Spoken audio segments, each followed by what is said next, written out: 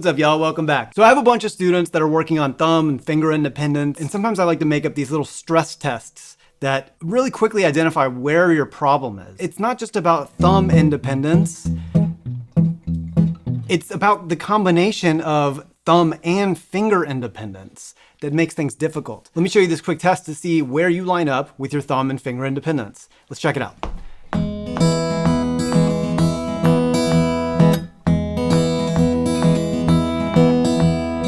What we have here is just a really basic thumb boom chuck. We're not even alternating the bass. We're just doing boom to chuck as the chord, holding an E chord here. Now the hard part comes in when we're playing these ascending arpeggio. It's in 8th notes, but the grouping is in 3s. So it's 1 and 2 and 3 and 4 and 1 and 2 and 3, 4. 1 and 2 and 3 and 4 and 1 and 2 and 3, 4. Simple enough, right? But since the grouping of the fingers in 3s,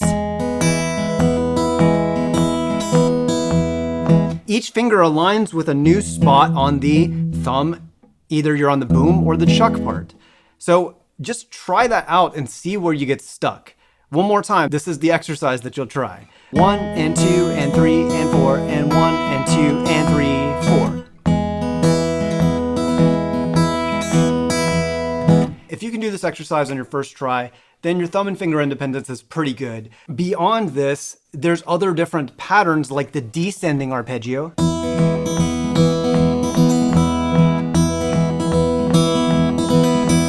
And then there's a bunch of combinations of that, but if you can do the ascending and the descending with that boom chuck, and you're still getting stuck with your thumb and finger independence, it's probably actually on the left hand at this point. Sometimes there's hammer-ons and pull-offs with the left hand that land in uncomfortable spots.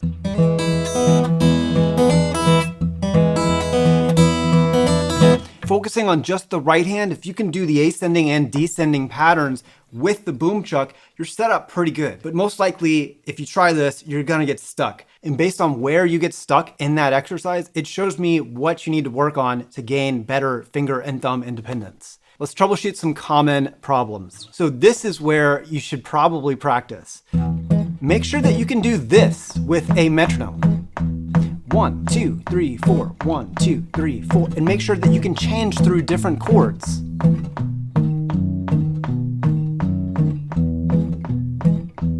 If you can do that, then your thumb's working pretty good. So step 2 is see if you can apply this pattern. 1 and 2 and 3 and 4 and 1 and 2 and 3, 4. Let's say you jump in and you can do it for one round, but then you get stuck immediately on the second round.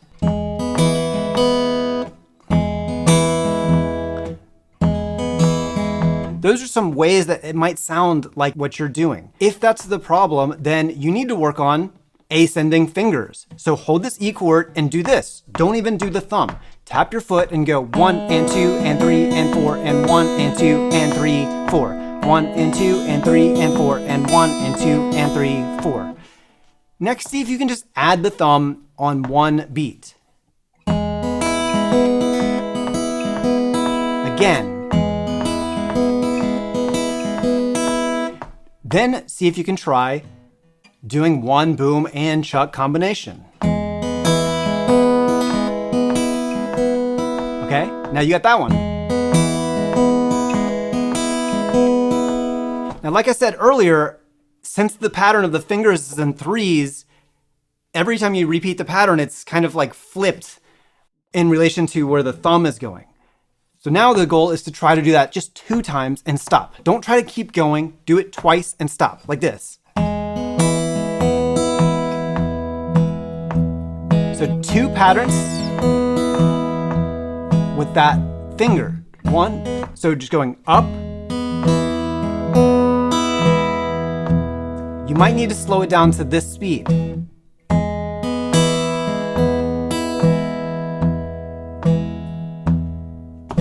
And you can see where I'm going with this. This is related to my build method that I created. The build method teaches you to build up your mechanics while playing things in rhythm. It's exactly what we're doing here. We're keeping the rhythm and slowly adding more fingers. So now let's try this. So that was 3. That was the full pattern of 4 times in a row. Then you should be able to continue this pattern throughout. And then you can try to plug it in, maybe something like this.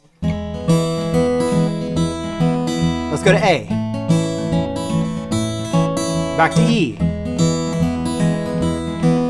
B7. Back to A. Back to E.